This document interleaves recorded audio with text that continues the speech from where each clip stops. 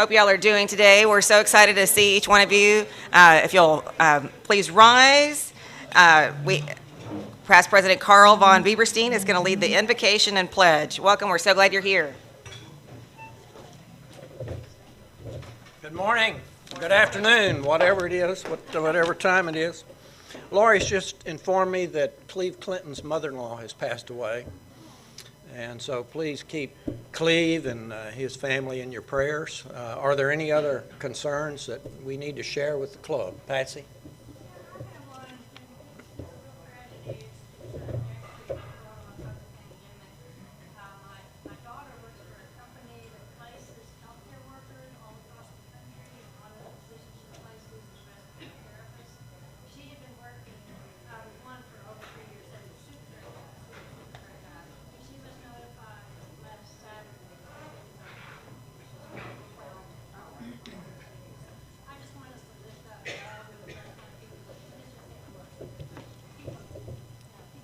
Yeah, thank you, Patsy. Anybody else? Well, if not, will you bow your heads and let's go to the Lord in prayer. O God of Abraham, Muhammad, and Father of our Lord Jesus Christ, our hearts are heavy today as we process the rapid fall of Afghanistan into the hands of the Taliban, the horrendous loss of life following the earthquake in Haiti, and the continued uncertainty and confusion in all countries as we battle yet another variant of COVID. With so much tragedy, strife, and discord in the world, let us never forget that we can ultimately trust in your love for us and in your good grace. Strengthen all of us in these uncertain times to do good in the world and to uphold the ideals of Rotary. We are your servants to make this world a better place for all mankind. Let us remember that in everything we do, let our lives praise you. We ask that you be with each of us today as we go about our daily lives. Bless this food for the nourishment of our bodies and us for thy service. As in your great name we pray. Amen. And now if you'll put your hand over your heart, join me in the pledge. I pledge allegiance to the flag of the United States of America and to the republic for which it stands, one nation under God, indivisible, with liberty and justice for all. Oh, say, can you see by the dawn's early light what so proudly we hailed at the twilight's last gleaming, whose broad stripes and bright stars through the perilous fight o'er the ramparts we watched were so gallantly streaming, and the rockets' red glare, the bombs bursting in air, gave proof through the night that our flag was still there. Oh, say does that star-spangled banner yet wave o'er the land of the free and the home of the brave? Good job.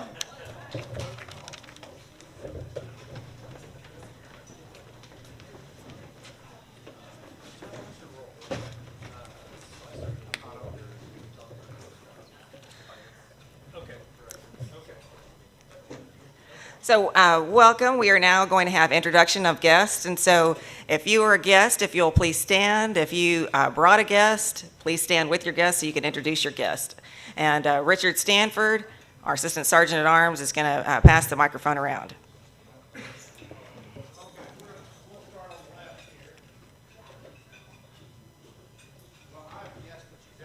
So we will come back. Everybody, okay, Micah, I'm going to come to you.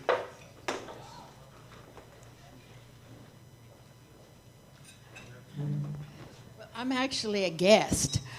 My Micah's sleeper, but my husband Bill had a gig over in Irving, so he couldn't come. But I brought two men that live with me. in my retirement community. This is Bob ALLEE. He's going to be the speaker today, captain in the Navy. And this is Jerry Weil, who's originally from New York and moved to Texas from California. Talk about culture shock. Okay? And I think that's all.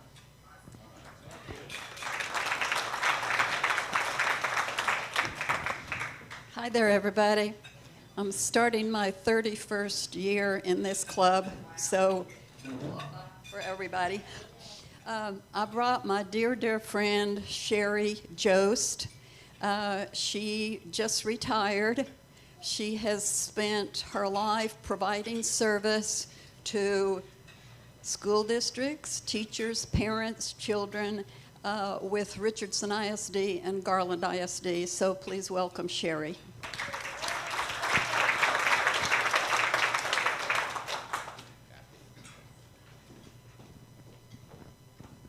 Forgive me, I don't have a list. I really like lists. So this is Ann Connolly. She's in the membership process. She owns Strong Travel, and she led our Italy program in February. That was such a hit. She just came back. She led a tour in Italy and just came back, so feel free to ask her lots of questions after the meeting. I'm also really thrilled to have Riley Becker here today. You know, we're moving to Common Desk. We should have the new office by September 15th. Riley works at Common Desk, so we're wanting to stay in his good graces, and we're really thrilled that he's here today and a prospective member. Thank you, Riley. This is Ian. This is Ian HAZLETT. We're going to introduce him as a new member today. He is in telecom procurement.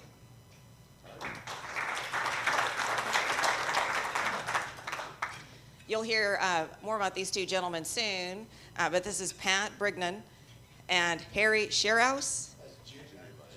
Oh, Jim Lane. They're with the city, and they'll be introduced properly here shortly, but we're really delighted that they're here. Welcome, gentlemen. Any more on this side?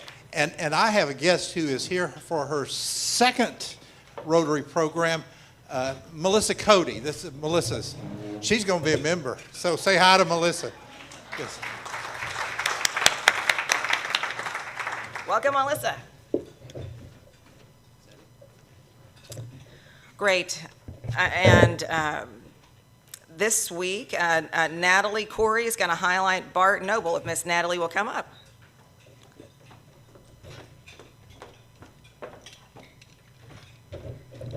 Okay, let's see. So this is the, there's still spots available on the PCR marketplace for anybody who would like to be an advertiser. It's a really great way to market your business. And this week we have Bart Noble. I'll be speaking about him. Contact Mark Casher if you would like to get on the PCR marketplace. Raise your hand, Mark. Okay, great. All right, so about Bart. So about 20 years ago, Bart Noble joined his neighbor Mario Messina, is that correct? Mario Messina, for a Rotary meeting at Maggiano's. There he met Rod Pirtle, then club president, behind whom he often sat on Sunday mornings in a sanctuary of Highland Park United Methodist Church. Bart was impressed by the professionalism and camaraderie of the club, and he soon became a member, as he has been almost every year since. His career spans 30-plus years of award-winning sales of technology, marketing technology software, and consulting. After retiring from IBM in 2012, he founded Mosquito Mr. Natural, LLC, providing complete mosquito abatement services without the use of toxic chemicals. Wow. The company's most recent product is Mosquito Fog, the culmination of years of field testing by Mosquito Mr. Natural. Available from Amazon, Mosquito Fog is a pesticide that kills mosquitoes, yet doesn't contain anything toxic to people or pets of all kinds. When he's not looking for ways to kill more mosquitoes, he enjoys listening to music, dining, and hiking with his wife, Lisa, near their uptown home. Let's give it up for Mark Noble. Yay.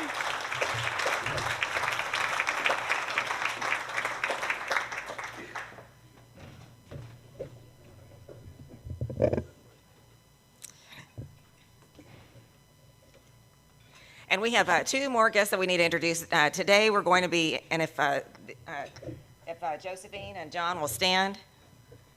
Yes. Josephine is going to be introduced as a member today, and so we're very excited about that. And John Johnstone is a Rotarian with the Dallas Uptown Rotary Club. We're very glad that y'all are here today. Welcome.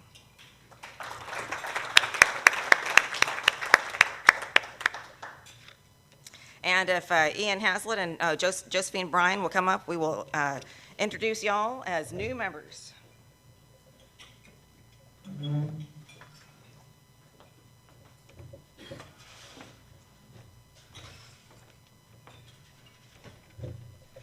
Josephine, welcome. Here is your new member packet. If you'll please come forward, we want to make sure that you get a good picture. Phyllis is going to be taking your picture. And so this is your cue. So this has all of your requirements to go from a red badge to a blue badge. These are our old badges. Aren't you excited that we have new, really nice badges like they have?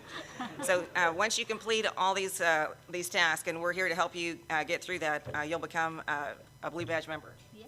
Welcome. We're so glad you're here. Thank you. We look forward to you doing your new member speech so we can learn more about you. Okay.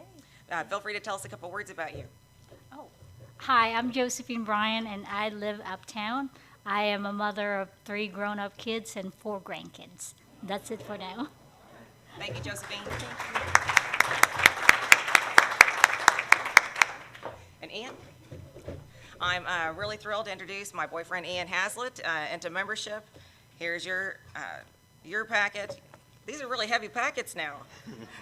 And with your list of things to do before you can become a blue badge member. And he's been assembling our red carpet banner for many times, and so hopefully Paul will let that be one of his check marks.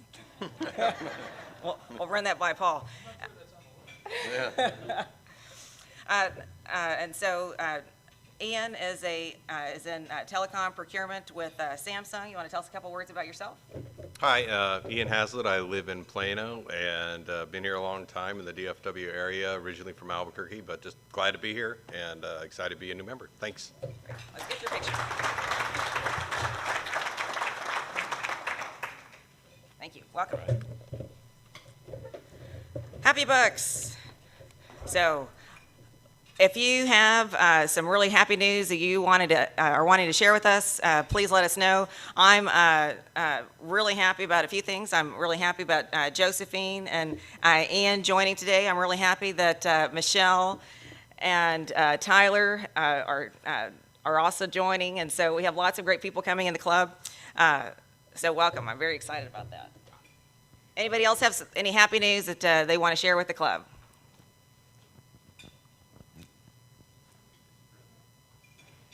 Okay, thank you. And this is our luncheon where we recognize, it's traditionally 2 people from, 1 person from Highland Park and 1 person from University Park that is doing exceptional service. And one of our honorees could not be here today. We will honor her at another time. And so Jeff Brady is going to do the honors. Take it away, Jeff. Okay. All right. Thanks, Happy. Everyone in this room knows that Rotary is truly an organization that's focused on one thing, and that's service. Whether it's service we can provide to our community or partner with another organization or individual, or service that we can recognize that another has performed. And that's why it makes me so happy to be able to revisit and return to this custom that we've had for some time in the past, right, Happy? Of recognizing an employee, a member of the service community in UP and Highland Park. So today, I'd like to introduce you to Pat BRYGNON. Right, Pat, is that the pronunciation? Come on up, Pat. He's a maintenance technician with the University Park Public Works Department. Very, very important, as well as his supervisor, Jim Lane. Right? Jim, both of you, come on up here. Pat BRYGNON has been with UP, with the city of University Park, for 29 years. He looks far too young for that, but he has. During his 3-decade career, he's performed water, sewer, and street maintenance duties for the city. Now, make sure people can see you now. Don't stand behind me. Yeah, there we go. They want to look at y'all, not me. He's currently assigned to the asphalt truck responsible for street repairs, and during a recent string of water main breaks, and we have had them in a city of this age, in Snyder Plaza, Pat was assigned to make temporary asphalt repairs as soon as another crew finished repairing the water line.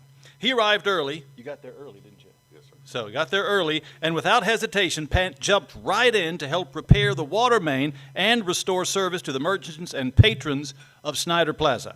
In the triple-digit heat of the Texas summer, Pat went above and beyond to assist his co-workers. Once the main was repaired, he went to work to make the pavement repairs to which he was originally assigned.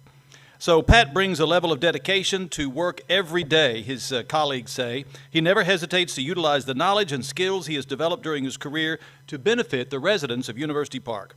We, his colleagues in the city, frequently receive compliments from residents regarding instances in which Pat has gone above and beyond in responding to a need or request. Pat's breadth of experience, his dependability, and unwavering work ethic are a real benefit to this community and to his co-workers alike. His servant leadership is sincerely appreciated. Pat's also a second-generation University Park employee. That's really interesting. Oh, third generation. Well, it says here that your father had a successful career as a UP firefighter. And my grandfather was a superintendent in the machine shop. Wow. Did y'all hear that? His grandfather was a superintendent in the machine shop. So that's a legacy of leadership, and we're glad to have Pat BRIGNON here as a member of the City of UP Public Works team. Congratulations, Pat. Thank you so much for all you do. And I'm a resident of UP, so I especially appreciate it. Thank you. Did we get a picture? Yes, let's get a picture. All right. Now, can you? Yeah, put that. Good idea. Get everybody in here. Okay, got Fantastic. it. Congratulations. Thank you, Pat. Thank you. This out of your way. Thank you. Yes, ma'am. Very exciting. 3 generations of service. That's pretty amazing.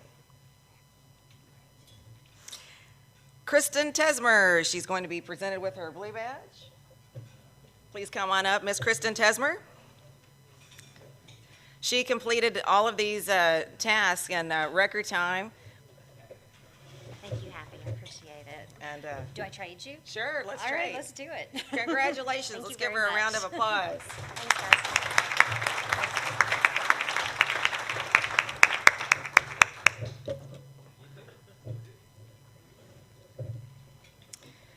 Is Eric Harrison here? Oh, great. Eric, come on up. Eric is going to tell us about social media postings. All right, real quick, before the speakers come up, I want to invite you to do something that you don't normally get. Take your phone out. Everybody, take your phone out real quick. Come on, got to be quick. Open up your favorite social media app. It could be Facebook, it could be LinkedIn. Go search for Rotary Club Park Cities. Have you subscribed to our pages on social media yet? If you haven't, sign up, subscribe, like, and then find a post and like it, okay? We are making a big push and want to continue to encourage all of you to join or follow us on social media, to interact, to like the posts that get put out there, and then to do your own posts. I met a new friend, Natalie, this afternoon. We were both up here taking a picture of our Club of the Year, and I'm going to be posting that on social media later today. All of you can do this, and why are we doing it? Number one, we want to just make sure that we are getting awareness out about our club, and number two, we want to continue. Look at all these great new members that we have joining our club. That's all we're trying to do. So it's something simple. It'll take you 2 minutes a week to do it. So go follow, go like, and go post. Thank you. Thank you, Eric. Tonight is Frisco night out at the Frisco Rough Riders. It's going to be lots of fun, and it's Fireworks Friday, so don't forget to join us there tonight. It's going to be great. And without any further ado, Cub is going to introduce our speaker today.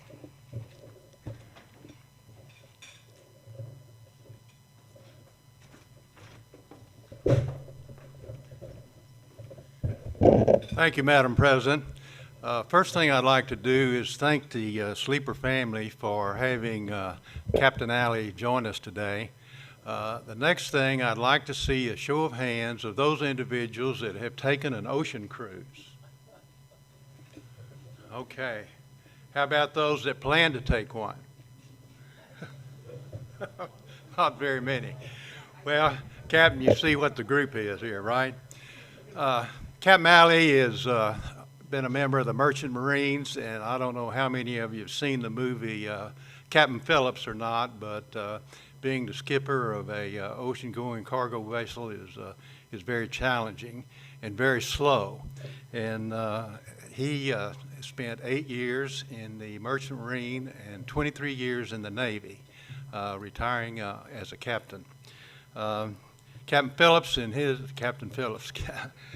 ALLEE in his career has skippered 2 destroyers, and having my naval career start on the destroyer, I'm very familiar. And as the skipper would say, there's nothing more exciting than being in command at sea, especially when you're driving a destroyer, which is like a sports car, compared with a carrier where you're, you know, like a member over at Hillcrest in a van or what have you. So anyway, I think without any further ado, it's a pleasure. Let's give Captain a warm welcome to Park Cities.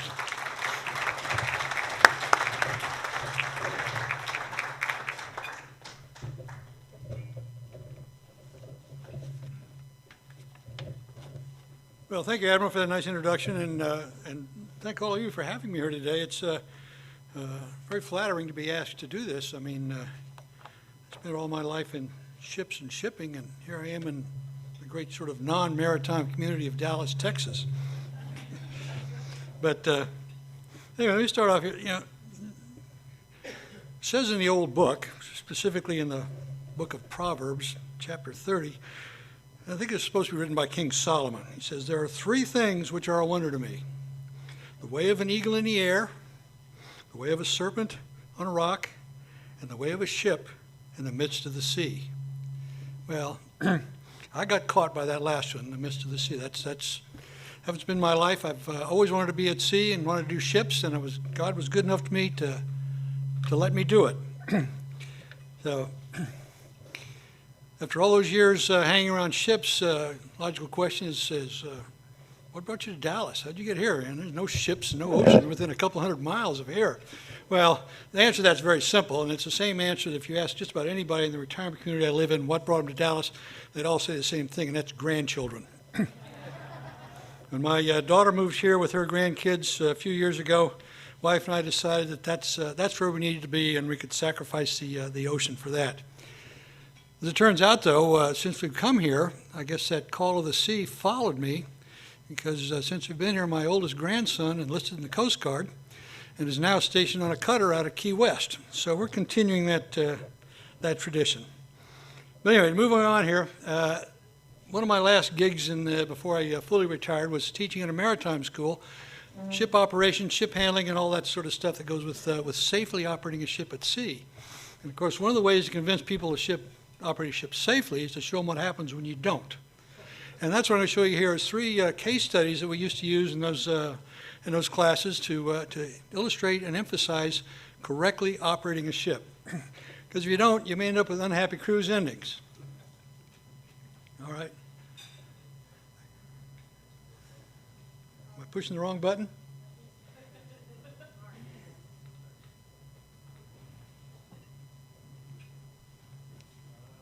Do I have to point it at something?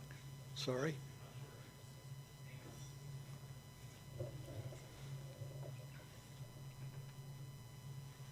It was on. Try the on/off switch.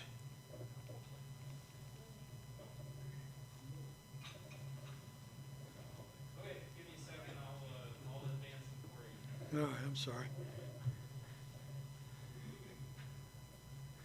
You know, back when I was in the Navy, they sent me to postgraduate school, and the course of study they mandated for me was computer systems. The most important thing I learned out of that course was I didn't want to do that for a living.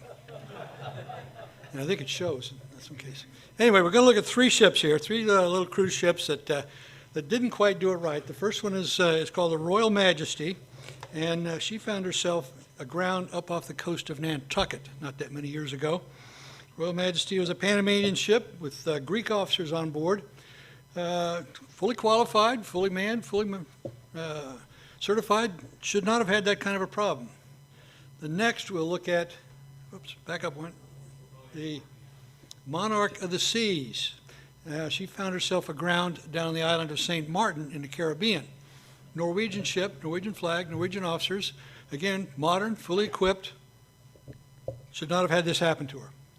And then finally, we'll review the Costa Concordia. You probably all remember the pictures of her and some of the horror stories that came off of that little incident. We'll kind of analyze what happened to her to put her in that situation. She's an Italian flagship, Italian officers, and operating in the Western Mediterranean.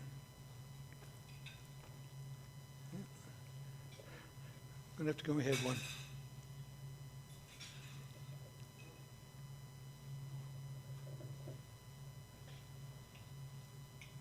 Okay, Royal Majesty. Well, boy, that really took care of her. Okay, all right. Royal Majesty.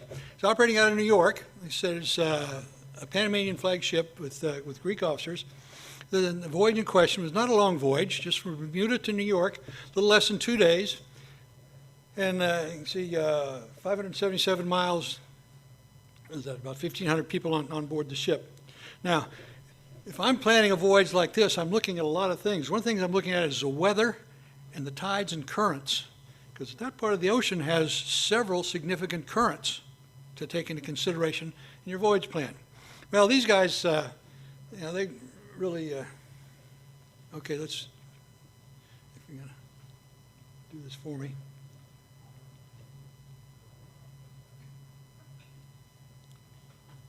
Wow, maybe I should have gone back to my computer class.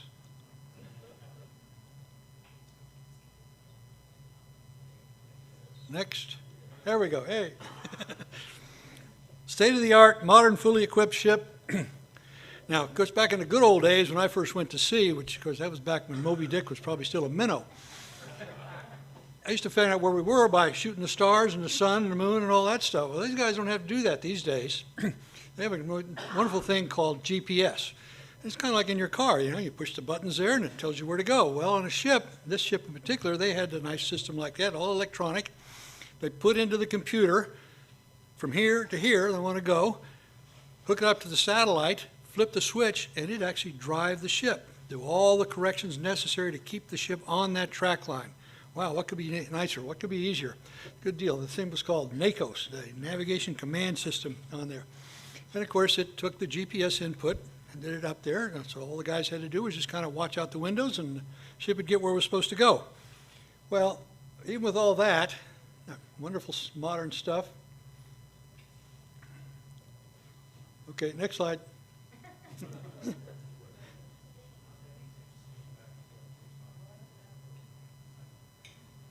She ended up grounded. Wow. How did you do that? GPS is accurate to within about 2 meters on these ships. So there's no way they should have known where they were. And there she sits just off the coast of Nantucket up on the east coast. She was 17 miles from where the GPS said she was. What? Holy cow. You can see from the not terribly clear chart there, the track line to the right, that's where GPS said they were, and that's where they told GPS to take them. Taking them up that track line. The one to the left, about 15 miles away, is where they actually were. Messed up the ship pretty bad.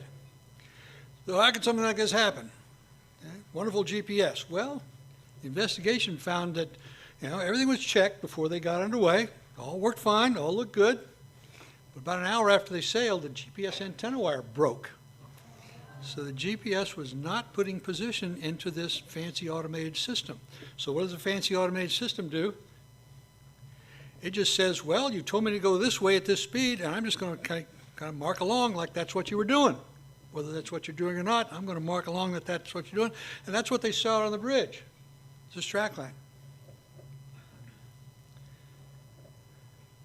So, this automated system does not take into account, without the GPS input, does not take into account the position differential from where they actually wanted to be, so it made no corrections. So they crossed the Gulf Stream, they crossed the counter current, they went through the winds and whatever, and the officers on the watch just assumed everything was going fine, but it really wasn't. They ended up being pushed significantly to the southwest. Now, coming up on the coast of the United States, they should have found out that, well, I'm not where I want to be, because this is not the place that we thought we were going to land. So what they're looking for when they come up to Boston is a sea buoy that marks the entrance to the Boston Channel. It happened to be a yellow buoy. So they came up there and found a yellow buoy, thought it was the right one. Turns out there's two yellow buoys. Okay? Now, they did have both have to be yellow, but the buoys were different. They were marked differently. All the buoys have a marking on them, and it had a light on it. And every light flashed a distinctive characteristic.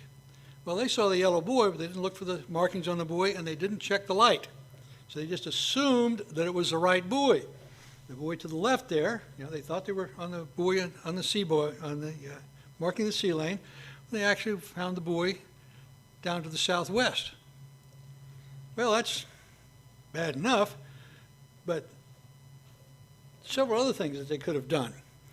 If they were monitoring the depth of the water, and the ship has a constant reading fathometer, tells them how deep the water is under the ship. Well, where they were, the water was shallower than where they wanted to be. If they'd have looked at that, they'd have seen it, but they were in the wrong place. It gets better. It goes along, there's a couple of fishing boats out there. And the fishing boat looks out and says, that cruise ship should not be there. He's going to be in big trouble. So they try to call him on the radio. Cruise ship, and he gives a position. Latitude, longitude, da-da-da-da-da. The guy on the cruise ship, he hears the transmission, looks at that position, says, well, that's not where I am. I'm over in the sea lane. So it's not me they're calling. So he ignores it. And the next thing, of course, is the ship piles itself up on Rose and Crown Shoal just off of Nantucket. A very unhappy ending for the cruise for these passengers. All right, how about this guy? Monarch of the Seas, Norwegian flag, beautiful cruise ship. Another state-of-the-art ship. Operating in the Caribbean, is operated out of Miami. And he's on a voyage down through the Caribbean. I'm not moving again here.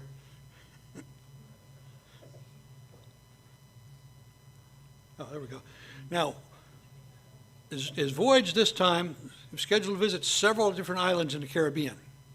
But one island he was not scheduled to visit was St. Martin. Now, the ship had been to St. Martin, the captain had been to St. Martin, the first officer had been to St. Martin, so they were familiar with the place, but they weren't going there this particular trip. They were going to some other islands. But as they're cruising down across the Caribbean, fairly near to St. Martin, one of the passengers gets very sick, and they found out the best way to get him off to a hospital is to divert the ship into Phillipsburg in the south coast of St. Martin. Anybody been to St. Martin? It's a unique little island. It's two nations, French and Dutch, with an international border down the middle. Anyway, they diverted into Phillipsburg on the south coast of St. Martin to let the passenger off. You can see from my kind of poor chart there, the normal approach in and out of, and departure in and out of Phillipsburg is to come in from kind of the southwest, west-southwest, in and out that way. And that's the way they came in. They came in there. Now, they didn't go to the dock. They just stopped the ship, used a boat to take the passenger off and get him safely to the hospital. And now it's time to get the ship back on her voyage plan. So anyway, the reason that ships come in and out of there from the southwest or from the west-southwest is because if you come from the south, there's a dangerous reef in the approach to the south. And off to the east is some shallow water. So the best, safest way is to come around to the west. And this ship had done that several times before. There's also a buoy marking that dangerous reef down to the south. It's a green buoy. Okay. Now, when they decide to leave after dropping the passenger off, the master tells his officer on the watch up there, he says, okay, we're not going to go out the usual way. We're going to go this way. I want you to go down to the southeast until you're to the east of that buoy, and I want you to turn to the southwest until you're south of the buoy. then turn to the west. That way it takes him around the reef. Okay. First officer's on the bridge and he hears this, and in the testimony after the accident, the first officer says, you know, we'd never done that before, and I really didn't think we should. It didn't seem like the right thing to do to me. But he didn't say anything to the captain, did not question that decision. So off the ship goes.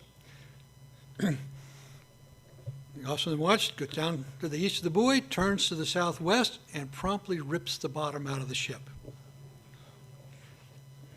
Now, this ship was badly damaged. She was going to sink. I mean, this was, the flooding was tremendous on the ship. The captain, in this case, very wisely, turned the ship around and ran it up onto the beach to keep it from sinking. Best thing he could have done in that case. So he put it up on the beach, and this is her sitting on the beach.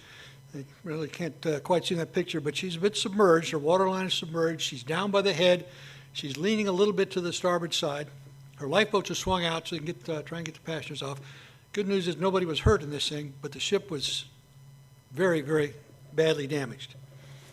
So again, the question is, how could this happen? All right. We'll get this thing. If they'd have followed that, you know, looked like a safe track. Put it down the chart, looked perfectly safe to go that way. But as it turns out,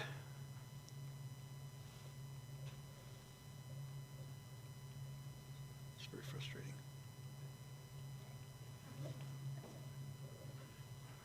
Need new batteries or something? Turns out that buoy marking that shoal had been moved. Okay? From the position east of the reef to a position just to the north of the reef.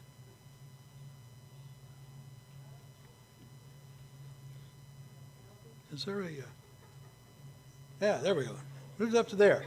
So you can see if he came down as he was ordered, just to the east of the buoy, and then turned southwest, he was going to run right over that reef. And that's what he did. Now the question is, should they have known that that buoy was moved and taken that into consideration?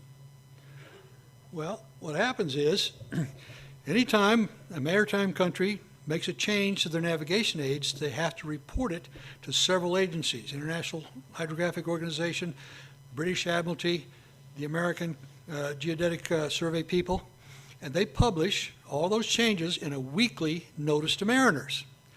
If it's an urgent change, they broadcast it on the radio. So, did this ship have the current notice to mariners? Yes, they did. Had they applied the change out of the notice to mariners to their chart?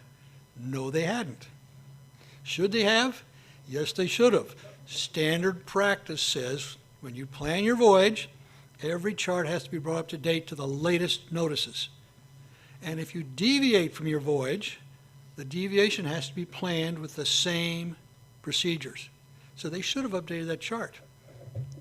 And they didn't. All right.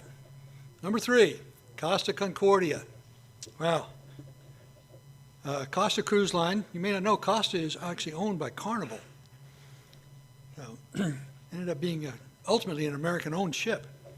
But anyway, she's Italian flag, Italian officers, big ship, operating in the Western Mediterranean. In this case, she had over 4,000 passengers on board, or 4,000 people, including the passengers and crew. It was about a 7-day voyage around the Western Mediterranean, some of the ports you might expect. She was going to come out of Civitavecchia, up the west coast of Italy, to, I think, Genoa was going to be her next port. Did a passage plan, filed the passage plan with the company. This is a company that required that the bosses in the office approve the passage. And it was approved. Not necessarily an international requirement, but this company did require it. So anyway, ship loads up with the passengers. Late afternoon sailing, they decide they're going to hold the passenger abandoned ship drill the next day. The rules were, at that time, you have to do it within 24 hours of sailing, either before or after. In this case, he was going to do it after. So the voyage gets underway. It's heading up the west coast of Italy there. And it should have just gone between the two islands you see out there on the to the west and on up to Genoa. But this captain, he decides, well, I'm going to deviate from the passage plan. I'm going to take a left turn, go over near this island of Giglio, run up close by the island, toot the horn, flash the lights, whatever he's going to do. It's really unclear exactly why he was going to do that, what he thought he was accomplishing. Some say, he had friends ashore that he was going to salute and try and impress. Some say his girlfriend was on board and he was going to try and impress her, whatever but anyway, he decided to do it. Now, again, not a completely unacceptable thing to do. In fact, apparently he had done it before. So he comes up to the bridge. There's 2 officers on the bridge at this time, plus a person steering the ship and the lookout and that sort of thing. So he comes up and he just kind of takes over, turns the ship to the left to head toward the island. Now, again, not necessarily a terrible thing to do, but he's got lots of help up there. You've got 2 other officers. Somebody should be looking at the radar, somebody should be looking at the depth, somebody should be looking out the windows for other traffic, all this stuff, and feeding the captain information. But this guy's a little bit of a cowboy, and he's just doing it on his own. He doesn't even tell the other guys on the bridge what his intentions were.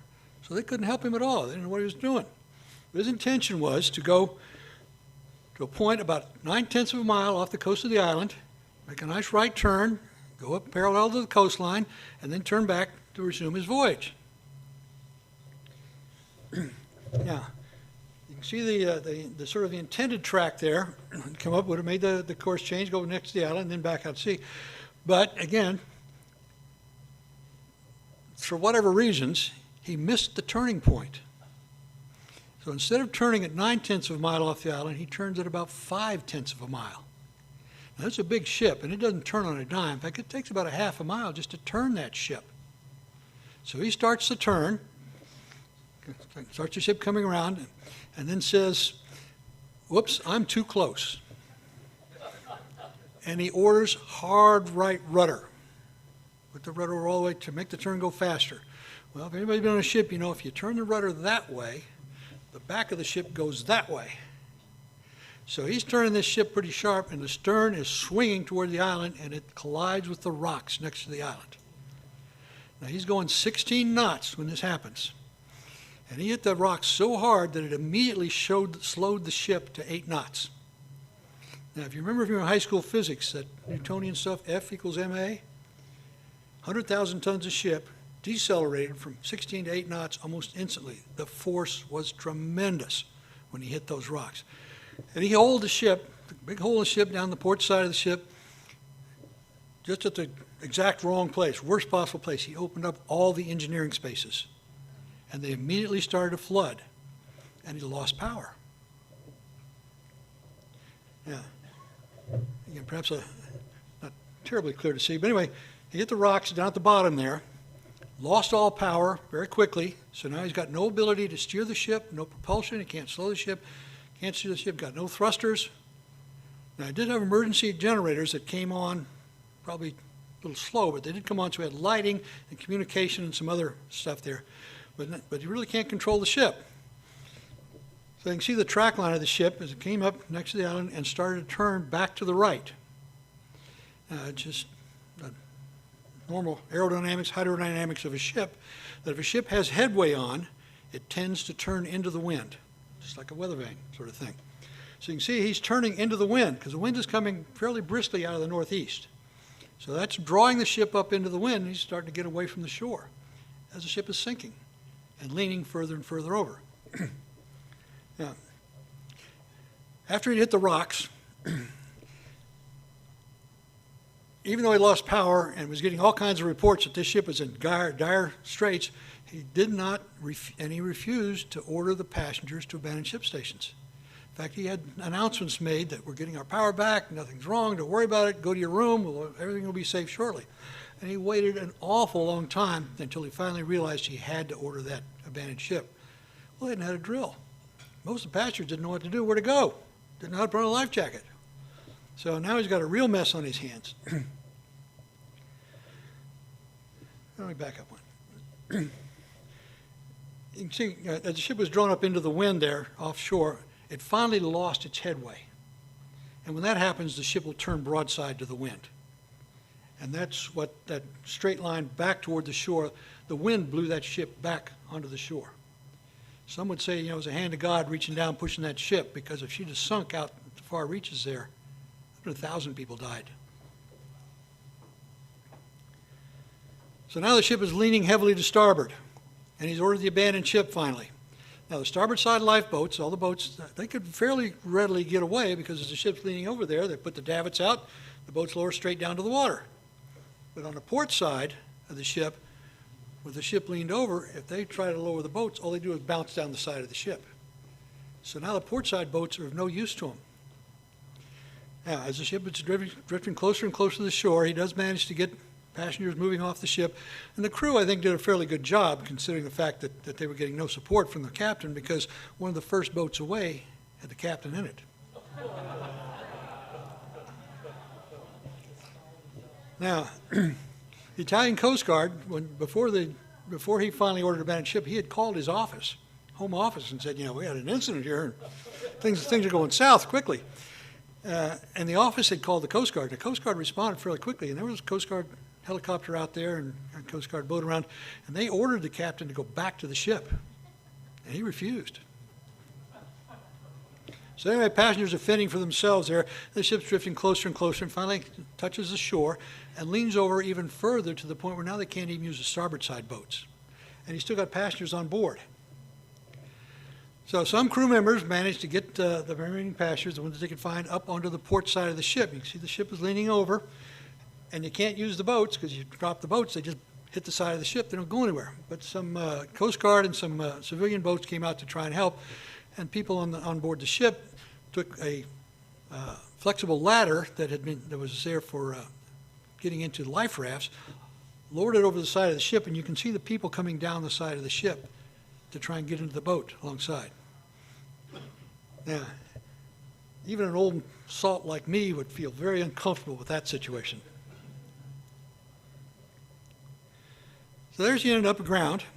Now, where she's aground on a shelf there was some fear that ship was just going to slide off the shelf and sink down into deep water. But she did stabilize herself there and allowed continuing effort to finally get most of the people off.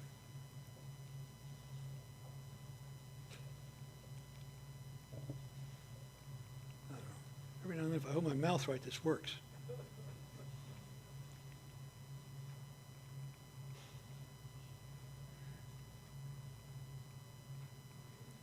There we go.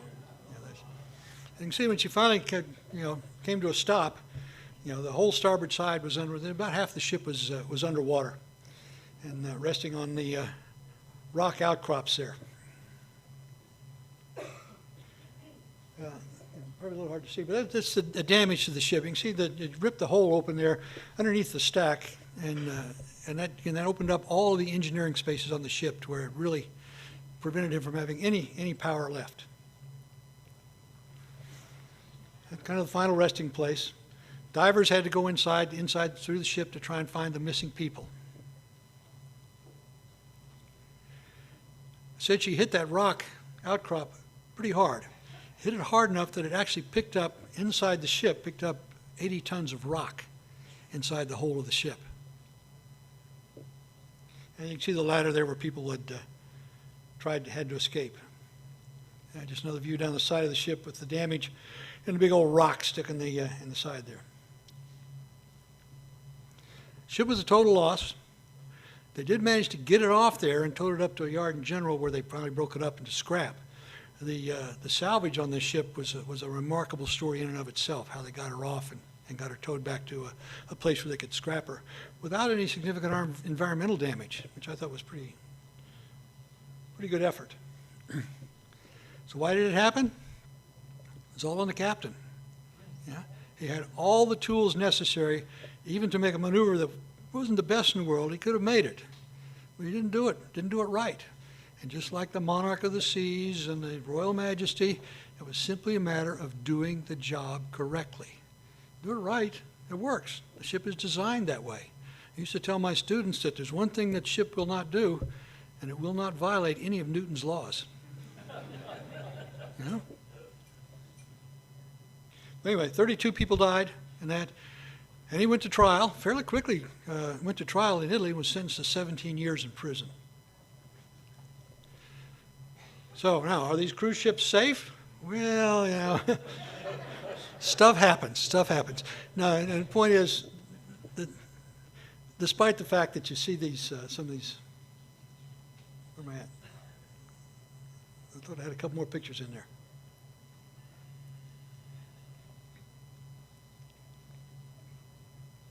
All right, it's all right. We're about to the end there. Now, there are over 300 cruise ships operating in the world today. Now, of course, 2020, you just have to discount that year altogether because nobody operated that year. But they're starting to come back. With over 300 ships operating, and I forget how many million passengers they have every year, the majority of passengers are American. More Americans cruise than any other nation in the world, as you might expect. The safety record is remarkable. Now, the 10 years that I looked at in making this presentation up, from 2009 to 2019, in 2009, there were 9 major cruise ship accidents. By 2019, there were only 3. So the safety record just kept improving, and most of them are perfectly, the ships themselves are fine. And if the officers on the ship operate it correctly, it's going to be a wonderful, wonderful cruise, and you'll have a great time. So I would not want to discourage anybody from cruising. In fact, if you look at the transportation statistics, you're safer on a cruise ship than you are in your automobile. So I thought I had some numbers on that. No, that's all right. Anyway, that's my story, and I'm sticking to it. Question, anybody? Yes, sir.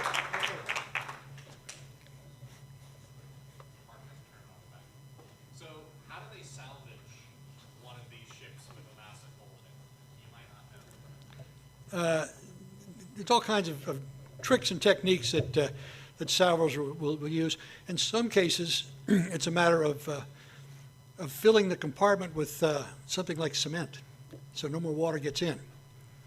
In some cases, they use salvage pontoons, empty pontoons from the side of the ship, floats water out and it lifts the ship up. They use those on Costa Concordia to raise her up. Some cases, they'll actually go underwater and repair the damage to try and do it. So, anyway, they can. Yes, sir.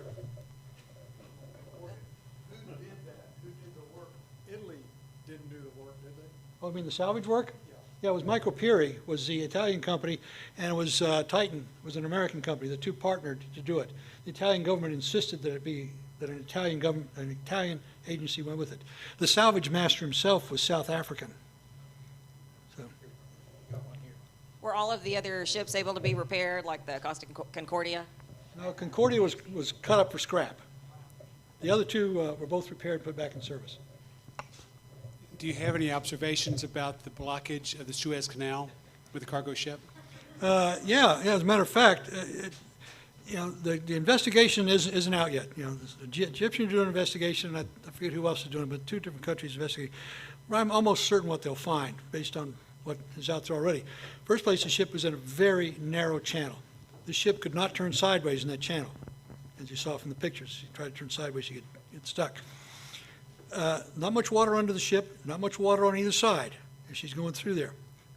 She didn't lose power, so it wasn't a power issue. See, they did say there was a gusty, winding day.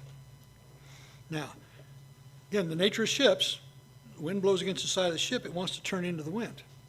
So if the wind gusted up and the ship started to turn toward the left bank of the canal, the tendency would be to put right rudder on to try and correct it.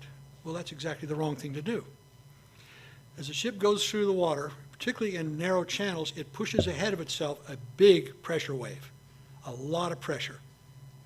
So if the bow of the ship gets close to the bank, that pressure pushes the bow off. Guys down the Houston Ship Channel use this technique all the time. Bank cushion, they call it, bank suction. But of course, from your physics classes, you remember if you increase the pressure one place, you have to decrease it another. It's all got to come out to zero. Well, where the pressure decreases is at the back of the ship. So while he had that ship headed, the wind kind of pulled it toward the bank, and he put right rudder on to try and push the ship away. What he's doing, he was now pushing the stern of the ship toward the bank. The suction now grabbed the stern of the ship and pulled it to the bank. The pressure at the bow pushed it the other way, and she ended up stuck. It's hydrodynamics. I'm almost certain that's what would be the cause. I have a quick question. I would assume that it is very unusual for the captain to have done such an egregious wrong that he's actually sent to prison. Wouldn't it most of the time that something happened but they're not going to jail for it? Isn't that the norm? Wouldn't that be the norm? There must be some lawyers in the room. Anybody do Admiralty? You know, the ship itself belongs to the flag state. So in the case of Costa Concordia, that ship belonged to Italy. So that's where the people on board the ship would go to trial or would be prosecuted. The Royal Majesty was registered in Panama. The officers were Greek. Panamanians could only proceed against the ship. They couldn't proceed against the officers. That had to be done by the Greeks. The officers and the laws are really strange. As I say, there's an admiralty lawyer here. The laws are really strange when it comes to that kind of stuff. What happens on board the ship and what laws and rules the ships have to comply with, what waters they're in, and so on and so forth. But I'll give you another, just a quick example of a ship, and you may remember this, Jerry. A ship hit the bridge, the Bay Bridge in San Francisco, spilled 80,000 gallons of oil. Okay, the ship was under control of the harbor pilot. Okay, the harbor pilot was not responsible. That's the way the law is written. The master of the ship was responsible, even though he wasn't driving the ship. And yet they couldn't proceed against the master because he was Chinese and the ship was registered in China. So who paid the price? Well, then, you know, it's never good to spill oil, but it's really never good to spill it in San Francisco. They did prosecute the harbor pilot, but they didn't prosecute him for hitting the bridge. They didn't prosecute him for damaging the ship. It wasn't his fault. They got him for spilling the oil.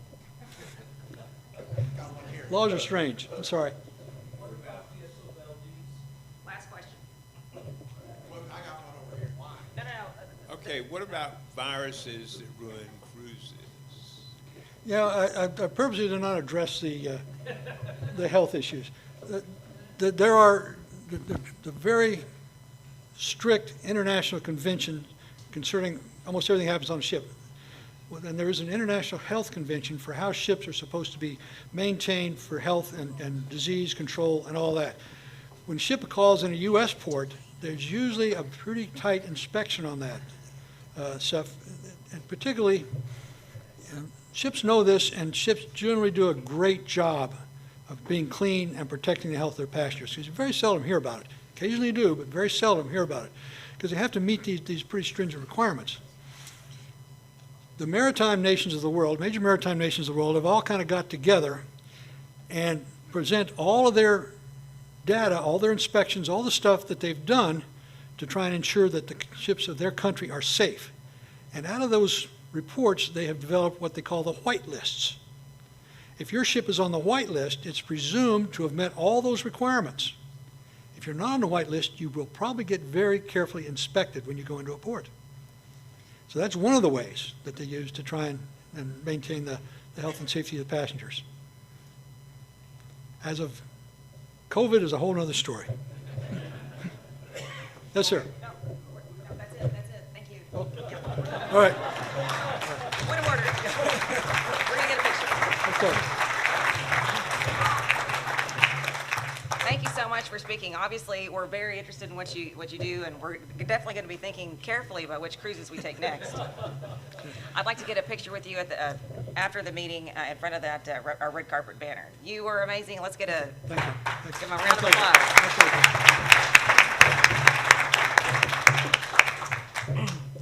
So, how many people in our room have been in Rotary for 20 years?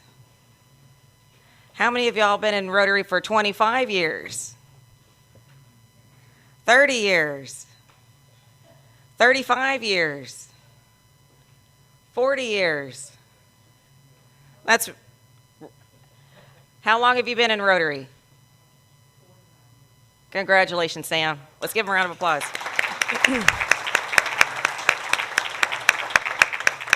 I'm really excited that today is Elaine Allen's Rotary anniversary birthday. Why don't you tell us why you joined Rotary?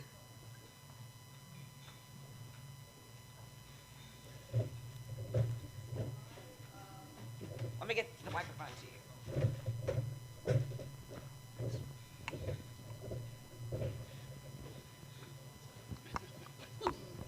My introduction to Rotary came before my 30 years in this club. my husband was a member, and in his years in Rotary, I, as a wife, joined the Park Cities Women of Rotary. Some of you probably have never heard of that. And we were a very active group. What a privilege to know all those women and their husbands who were the charter members of Park Cities Rotary Club. I mean, very few of you can say that. But, I mean, that is just, you know, mentors are so important to all of us, and I've had so many all my life, all through my careers. But the four-way test, I mean, just keep that and hold it close to your heart every day. Keep your connections, keep your friendships. I have friendships in this club for 45 years. And the most important thing is to love everyone and take care of you so you can take care of your family and your loved ones, and always stay connected. And every morning when I wake up, Rotary is my priority. It doesn't matter if it's reading something or a prayer for Rotary or a telephone call. But you have to make it a priority. Thank you, Elaine. Thank you. It's great to have lots of seasoned Rotarians and new Rotarians in the room. And Ian Hazlett is going to come on up and lead the four-way test.